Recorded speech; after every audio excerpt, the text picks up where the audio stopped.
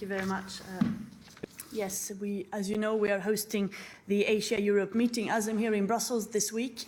And in light of this, I'm very happy that the Commission, just a couple of hours ago, adopted the EU-Vietnam trade and investment agreements. So both of these agreements showing our strong commitment to our partnership with Vietnam. These agreements are important for many reasons. Of course, they will help, as our trade policy does, to increase trade and investment, growth, jobs.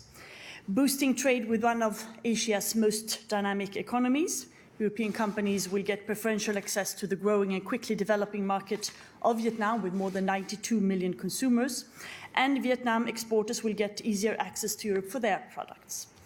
This will help also to spread our standards and create better possibilities for effecting change when it comes to human rights and the protection of citizens. The trade agreement will remove 99% of all tariffs, opening up fantastic possibilities for our companies and our farmers to export more to Vietnam.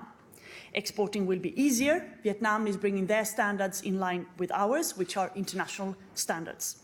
And traditional European products will be protected from imitation. 169 food and drink specialities, geographical indications such as Roquefort, Rioja wine, prosciutto di Parma, etc. are protected. Investment will become easier and safer, access to public procurement, services, etc. The trade agreement includes strong rules on state-owned enterprises and state subsidies, which will help create a better level playing field. So there will be a better legal certainty and adequate level of protection for our investors.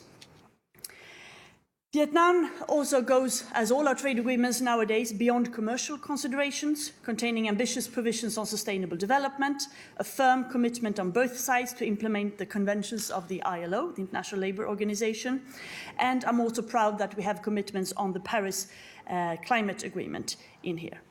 As regards human rights, the trade agreements is part of the EU-Vietnam Partnership Cooperation Agreement, makes the improvement of human rights a central part of our engagement and dialogue with Vietnam. The trade agreements contains a broad set of commitments and sets up a regular dialogue. A serious violation of human rights could lead to suspension of the whole agreement. So I'm hopeful that this can enter into force as soon as, of course, we have received green light from the member states. We are submitting our proposal today to the Council, and then, of course, the European Parliament has to vote. Also, later this week, we will sign the agreement, the two agreements with EU-Singapore. Very happy that the Council agreed to this earlier this week. Singapore is our largest trading partner in the Southeast Asia hub and a business stepping stone to the entire Asia-Pacific region. This deal is removing basically all remaining tariffs, simplifying customs procedures, setting high standards and rules, opening up markets for services like communication, environmental services, and engineering. And here as well, we have an ambitious trade and sustainable development chapter.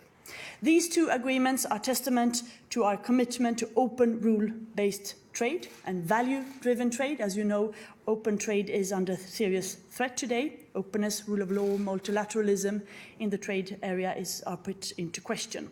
So, and that is, of course, not good for our economy, neither for the world. So with these agreements, we're setting a framework for trade in which everybody plays according to the rules, and where social and environmental matters are also as much as a concern as commercial ones. So these few weeks have been productive when it comes to EU trade and investment.